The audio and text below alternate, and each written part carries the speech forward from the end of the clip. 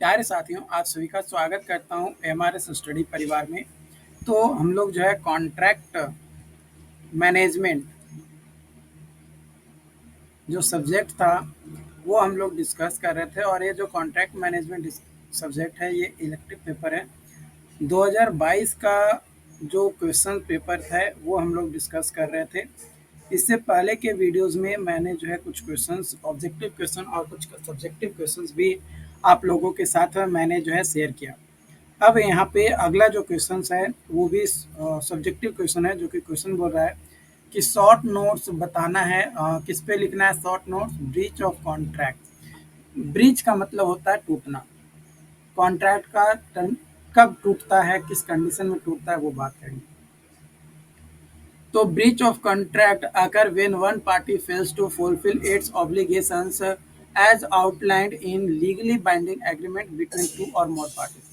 जब दो या दो से अधिक पार्टी के बीच में जो लीगल बाइंडिंग एग्रीमेंट किया गया था और उसमें जो भी टर्म्स एंड कंडीशन दिए गए थे, जो भी टाइमलाइंस दिए गए थे, या जो भी क्वालिटी के बारे में बात किया गया था, वो क्वालिटी अगर प्रॉपर तरीके से मेंटेन नहीं किया गया तो उस कंडीशन में वो जो कॉन्ट्रैक्ट होता है वो ब्रीच हो जाता है, टूट जाता है। ठीक है, यानी violation of terms and condition agreed upon the contract between the parties. Types of breach, दो मेन टाइप्स होते हैं ब्रीच के। पहला मटेरियल ब्रीच और दूसरा इममटेरियल ब्रीच। मटेरियल ब्रीच में सिग्निफिकेंट होता है violation that goes to core of the contract, while immaterial में माइनर वायलेशंस होता है that does not significantly impact the overall agreement. है ना। इममटेरियल ब्रीच में क्या होता है कि थोड़ा बहुत माइनर वायलेशंस होता है, जिसके कारण से ओवरऑल जो एग्रीमेंट होता है वो हमारा अफेक्ट नहीं होता है। लेकिन मटेरियल ब्रीच में क्या होता है कि कोर ऑफ कॉन्ट्रैक्ट को जो है अफेक्ट करता है वायलेशंस के कारण से, जिसके कारण से हमारा ओवरऑल जो एग्रीमेंट है वो कहीं ना कहीं इम्पैक्टेड होता है। Effect of breach: when breach of contract occurs, non-breaching parties may be entitled to several remedies, including monetary damage, a specific performance, forcing the breaching party to fulfill their obligation, और cancellation of contract। Contract भी कई बार जो है cancel हो जाता है।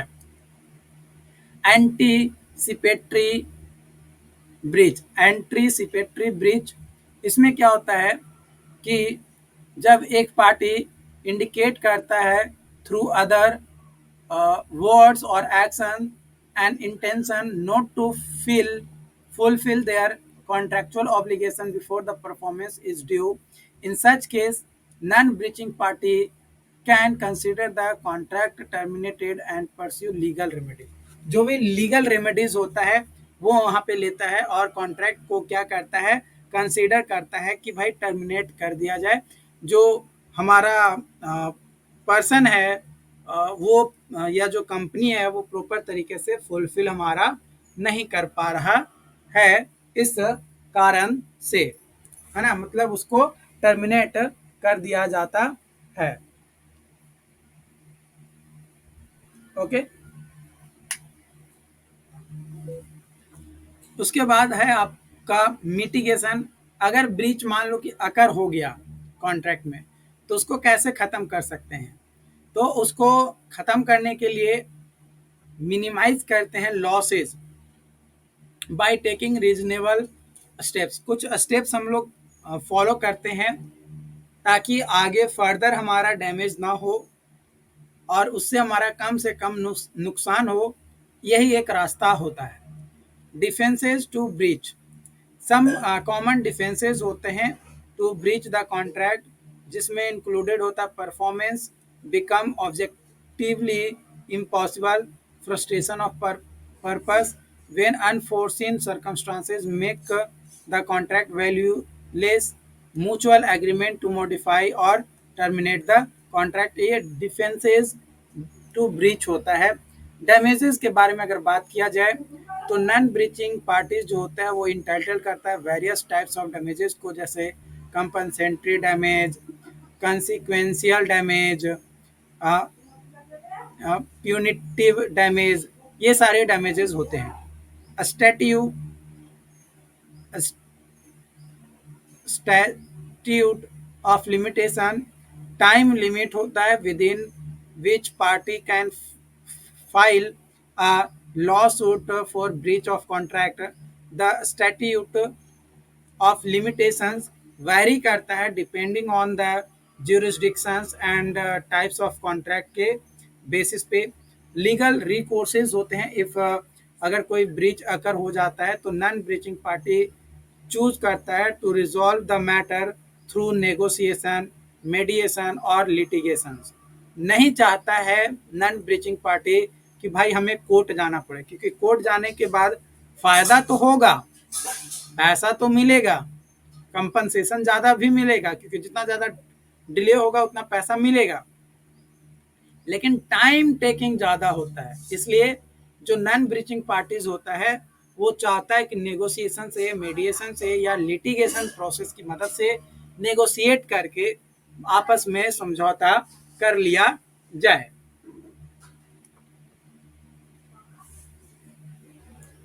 Short notes on sales of goods act 1930। जो sales of goods act 1930 है, ये एक इम्पॉर्टेंट लेजिस्लेशन है दैट गवर्न करता है sales and purchase of goods in India को। कई सारे प्रोविजंस दिए गए इस एक्ट के अंतर्गत, जिसमें स्कोप के बारे में अगर बात किया जाए तो ये अप्लाई होता है टू इंटायर कंट्री, कवर करता है बोथ मूवेबल और टेंजिबल गुड्स के ऊपर। It does not apply to immovable properties और एक्शनेबल क्लेम्स। जो एक्ट होता है वो डिफाइन करता है sale as a contract where the seller transfer और agrees to transfer the ownership of goods to the buyer in exchange of price. मैंने पैसा देकर वो अपना ऑनरशिप किसी और को दे रहा है, तो उस बीच में जो कॉन्ट्रैक्ट होता है वो एक एक्ट के तौर पे डिफाइन किया जाता है। Essential elements for contract of sale to be valid, it must be essential element जैसे offer, acceptance, consideration और intention to transfer ownership होता है। Condition and warranties, obviously act distinguish between conditions and warranties. Conditions are essential terms of the contract while warranties are secondary terms. Breach of condition gives the buyer the right to reject the goods, while breach the warranty allows the buyer to claim damages. मतलब अगर warranty कोई देता है, इसका मतलब कि आप product में कोई भी डैमेजेस हुआ है उसको क्लेम कर सकते हैं और उसको सही करवा सकते हैं। लेकिन अगर कंडीशन में ब्रीचेज आ जाए तो जो भी गुड्स आपने परचेज किया है उस गुड्स को रिजेक्ट कर सकते हैं, रिटर्न करके आप अपना पैसा प्राप्त कर सकते हैं जो भी सेलर बेच रहा था उससे। ट्रांसफर ऑफ ऑनरशिप, ये जो एक्ट है ये प्रोवाइड करता है rules for the transfer of ownership of goods. Generally ownership passes when parties intended it to pass and goods are in deliverable state. मतलब डिलीवर हो गया है गुड्स, जो भी आपने सामान मंगवाया, जो भी प्रोडक्ट आपने मंगवाया वो तब। Sale by descriptions and sample, जो भी डिस्क्रिप्शन, मान लो कि आप ऑनलाइन प्रोडक्ट खरीद रहे हो और उसमें आप डिस्क्रिप्शन को देख के ही या सैंपल को देख के ही आप खरीदते हो, तो मान लो कि जो भी आपने सैंपल देखा या डिस्क्रिप्शन देखा वो एज पर सैंपल्स नहीं आपको मिला, तो बायर जो है उसे रिजेक्ट करके अपना पैसा रिटर्न ले सकता है। इम्प्लीमेंट इम्प्लाइड कंडीशंस, ये जो एक्ट है ये अप्लाइज होता है certain conditions into contract of sale such as sellers having the right to sell the goods, goods being satisfactory quality और goods being fit for their intended purpose. जिस purpose के लिए आप बेचा जा रहा है वो पर्पस सही होना चाहिए। Remedies for breach, in case breach of contract, अगर कुछ गड़बड़ी होता है, the act provide various remedies for both the buyer and seller. These include rejecting the goods, claiming damages, a specific performance, and right to sue for new unpaid price. Auction sales, ये जो act है ये content करता है specific provisions for goods sold at auction, including rules regarding reserve price, withdrawal of goods, rights and liabilities of auctioneer, rights and duties of unpaid seller. जो act होता है वो आउटलाइंस होता है the rights and duties of an unpaid seller against the goods, such as the right to withhold delivery, stoppage in transit and right to resell the goods, है ना। मतलब ये भी अधिकार उसमें दिया जाता है सेलर के द्वारा कि भाई आप हमसे तो आप प्रोडक्ट खरीद लिए, लेकिन अगर आपका मन करे कि किसी और को बेचना है मुझे, तो आप किसी और को भी बेच सकते हैं, हमें कोई आपत्ति इसमें नहीं होगा, है ना।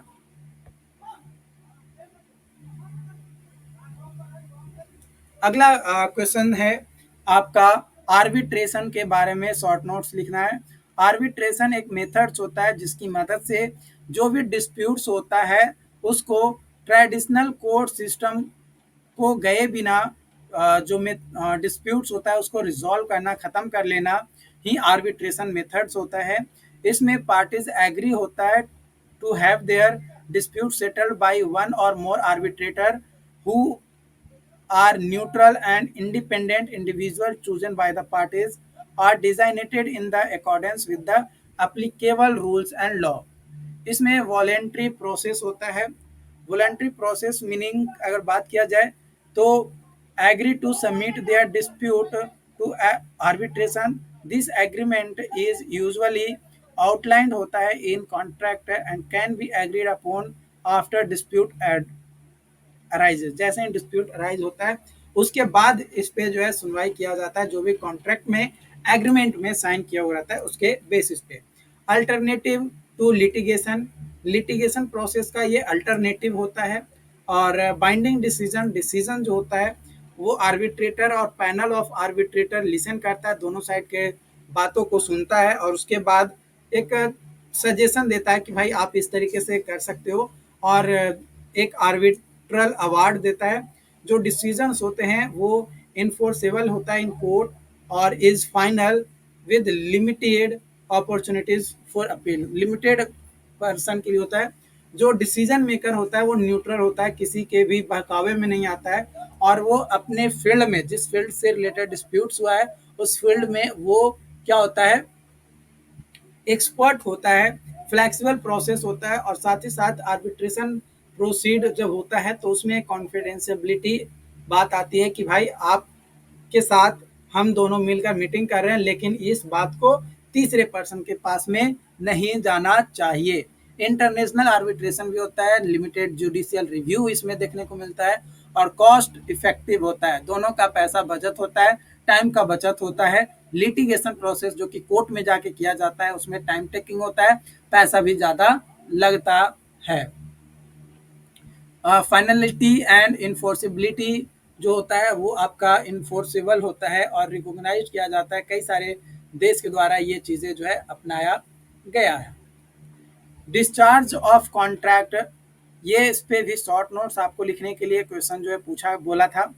डिस्चार्ज ऑफ कॉन्ट्रैक्ट जो है ये टर्मिनेशन और release of parties from their contractual obligation, ये अकर होता है जब parties have fulfilled their obligation or when certain events or circumstances arise that bring the contract to the end। जब contract को खत्म करना होता है उस कंडीशन में डिस्चार्ज किया जाता है कॉन्ट्रैक्ट को। इसमें सबसे पहले क्या किया जाता है, परफॉर्मेंस को देखा जाता है through out the work cycle या जो भी कॉन्ट्रैक्ट साइकिल था उसमें। एग्रीमेंट को प्रॉपर तरीके से समझा जाता है और उसको किस कंडीशन में टर्मिनेट किया जा सकता है, कब परफॉर्मेंस कंप्लीट होगा और उसको ख़त्म किया जा सकता है। अगर कोई पार्टी ब्रीच करता है एक पार्टीज, तो उसको जो है हम लोग निकाल सकते हैं, कॉन्ट्रैक्ट को टर्मिनेट कर सकते हैं। अगर कोई फ्रस्ट्रेट हो गया काम को देख देख के तो उस कंडीशन में भी वो अपील कर सकता है कि भाई इसका परफॉर्मेंस सही नहीं है, इसको हटाया जा सके। Impossibility and operation of law and lapse of time, जिसमें सर्टेन कॉन्ट्रैक्ट में हैव टू स्पेसिफिक ड्यूरेशंस और एक्सपायरी डेट, वंस डेट पास, मतलब जो टाइम दिया गया है वो टाइम खत्म हो जाता है तो उसके बाद उससे कॉन्ट्रैक्ट को ऑटोमेटिकली डिस्चार्ज कर दिया जाता है, मतलब उसका से कॉन्ट्रैक्ट छीन लिया जाता है कि भाई आपने जो वादा किया वो वादा आपने निभा नहीं पाया। ओके, तो उम्मीद करते हैं आज का सेशन आपको समझ में आया हो। बाकी नोट्स तो आपको ऐप पे यहाँ पे मिल ही जाएगा, और अगर आप यूट्यूब चैनल पे या यूट्यूब पे आप हमें फॉलो करते हैं तो अच्छी बात है, अगर आप फॉलो नहीं करते हैं तो यूट्यूब चैनल एमआरएस स्टडी को आप सब्सक्राइब कर लीजिए। Okay, thank you.